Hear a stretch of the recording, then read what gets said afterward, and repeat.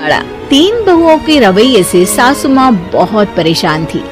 दरअसल बात ये थी कि तीनों बहुओं में किसी बात को लेकर अनबन हो गई थी। तब से ही तीनों एक दूसरे से मुंह फुलाए रहती थी। ना कोई सीधे मुंह किसी से बात करती, ना किसी का कहना मानती। पड़ोसी भी इस बात को जानते थे और जाने कैसे कैसे बातें भी करते। इसीलिए सासू माँ ने तीनों बहुओं को तुरंत अपने कमरे में बुलाया। मैं कई दिनों से देख रही हूँ, तुम तीनों अलग अलग सारे काम कर रही हो। ये सब नहीं चलेगा, तीनों को मिलकर ही काम करना पड़ेगा। सास की बात सुनकर एकदम से बड़ी बहू बोल उठती है। नहीं मम्मी जी, मैं इन दोनों के साथ कुछ नहीं कर सकती। मैं इस घर की बड़ी बहू हूँ, फिर भी ये मेरा कहना बिल्कुल भी नहीं मानती। अरे जेठानी जी, जानबूझकर मुझे डबल काम करवाती है आप। और छोटी मुझसे टेढ़े मुंह ही बात करती है। इन दोनों के बीच हमेशा सैंडविच बन जाती है मेरी, और मैं हमेशा आलू की तरह बीच में मसली जाती हूँ। मम्मी जी, इन दोनों को लगता है कि मैं छोटी हूँ तो इनके पैरों तले दब जाऊंगी, लेकिन नहीं, मेरा भी उतना ही अधिकार है जितना इन दोनों का है। बढ़िया आई दोनों मेरी चुगली करने के लिए, मुझे क्या कम समझ रखा है।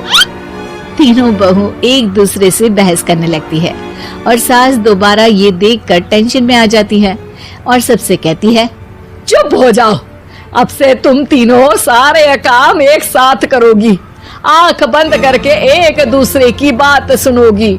तुम तीनों इस बात को गांठ बांध लो, वरना अगली छुट्टियों में तुम्हारा अपना मायके जाना कैंसिल। सास की बातें सुनकर डर के मारे तीनों हामी भर देती हैं। जी मम्मी जी, मैं समझ गई।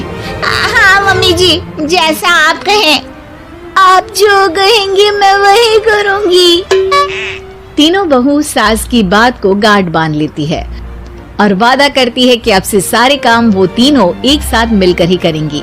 ये सब देखकर सास खुश हो जाती है और वहाँ से चली जाती है। नीचे जाकर वो देखती है कि घर में शर्मा जी आए हुए होते हैं। सास जोर से आवाज लगाकर कहती है, अरे बहू, जरा चाय बनाकर तो लाना, शर्मा जी आए हैं। सास की बात सुनकर तीनों बहू तुरंत किचन की ओर भागती है और चाय बनाना शुरू कर देती है। मुझे तो एकदम मसाले वाली कड़क चाय पसंद है, तो हम शर्मा जी के लिए मसाले वाली चाय ही बनाएंगे। अरे नहीं दीदी, गर्मी के मौसम में मसाला चाय कौन पीता है? मैं तो शर्मा जी के लिए इलायची वाली चाय ही बनाऊंगी। ये कैसी बात कर रही हैं आप दोनों? मेरी मम्मी ने सिखाया है कि मेहमान को ज्यादा दूध और शक्कर वाली चाय देनी चाहिए, वरना वो घर वालों को कंजूस समझते हैं। तो मैं तो शर्मा जी को ऐसी ही चाय दूंगी। तीनों बहुएं अपने अपने तरीके से चाय में शक्कर, मसाला, पत्ती सब डाल देती है। उबलने के बाद तीनों मिलकर चाय बाहर लेकर जाती है और शर्मा जी और सासू माँ को देती हैं। चाय पीने के बाद शर्मा जी सासू माँ को देखकर शर्मा जाते हैं और शर्मिंदा महसूस करते हैं कि आखिर उन्होंने चाय पीने के लिए हामी क्यों भरी। सासू माँ भी चाय पीना शुरू करती है और कहती हैं, अरे बहू, ये कैसी चाय बनाई है? चाय है या मीठे दूध की बासुंदी? हाँ, चाय अच्छी नहीं लगी क्या? कोई बात नहीं, हम पराठा बनाकर लाते हैं। चलो चलो अंदर। हाँ हाँ चलो, हाँ आती हूँ मैं भी। नहीं नहीं, मेरा पेट चाय नहीं चौपट कर दिया वही काफी है, पराठे से पोपट नहीं करवाना। मैं तो चलता हूँ। शर्मा जी चुपचाप पतली गली से निकल जाते हैं। अगले दिन सास बहुओं से कहती है, अरे बहू, जाओ जाके ऊपर के गेस्ट हाउस की सफाई कर दो। कल हमारे यहाँ मेरे दूर के रिश्तेदार आने वाले हैं, तो पूरे कमरे को चमका देना, समझी? तीनों बहू सास की बात को मानकर ऊपर सफाई करने चली जाती हैं और तीनों कमरे की सफाई चालू कर देती है। बड़ी बहू मकड़ी के जाले साफ करती है, तो बीच वाली झाड़ू लगाना और छोटी वाली सर्फ डालकर जमीन धोना शुरू कर देती है। अरे दीदी, जेठानी जी, अभी मैंने पूरी फर्श धोई और आप फिर से धूल नीचे गिरा रही हैं।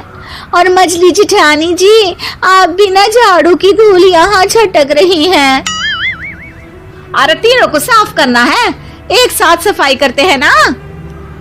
अरे वही तो, हम साथ साथ हैं, घर साफ साफ है।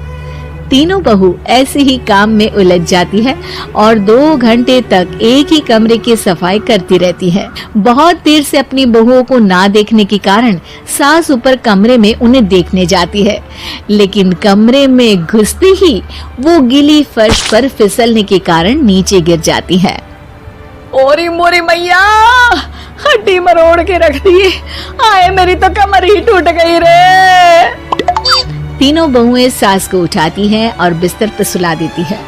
अरे मेरे हाथ पैर दर्द कर रहे हैं, दबा दो, आराम मिलेगा। हाँ जी माँ जी। अरे जी माँ जी। और तीनों बहुएं एक साथ सास के हाथ को दबाना शुरू कर देती हैं। माँ की तो चीख ही निकल जाती है और नतीजा ये होता है कि सास के बचे हुए शरीर में भी दर्द उठ जाता है। हाय राम, ये क्या कर दिया तुम तीनों ने। अरे मेरी तो किस्मत ही फूटी है कि तुम जैसी बहुएं मुझे मिली। हे भगवान, पूरे शरीर में दर्द बढ़ गया है, अब तो पता नहीं कि चल भी पाऊंगी या नहीं। माफ करो, मुझे गलती हो गई मुझसे कि तुम तीनों को एक साथ काम करने के लिए बोला। सोचा था तीनों मिलके अच्छे से काम करेगी, लेकिन बड़े बुजुर्ग सही कहते थे कि 3 तिगाड़ा काम बिगाड़ा। तुम लोगों ने ये बात ना आज साबित करके दिखा दी। तुम तीनों को तो समझाना यानी मानो भैंस के आगे बीन बजाना है। तुम्हें अकेले अकेले काम करना है ना, तो अब से तुम अकेले ही अपना अपना काम करो। तीनों बहुएं वहाँ से जाने लगती है। अरे कहाँ जा रही हो? आप ही ने तो कहा कि अपना अपना काम करो, तो मुझे मुल्तानी मिट्टी लगानी है। अरे मुझे भी तो नेल पॉलिश लगानी है, मुझे ना मेहंदी लगानी है। सास अपना सर पीट लेती है और कहती है, अरे मुझे भी लगाना है कुछ। क्या माँ जी? क्या माँ जी? क्या माँ जी? तुम्हारे घर वालों को फोन तुम्हारी हरकतें बताने के लिए।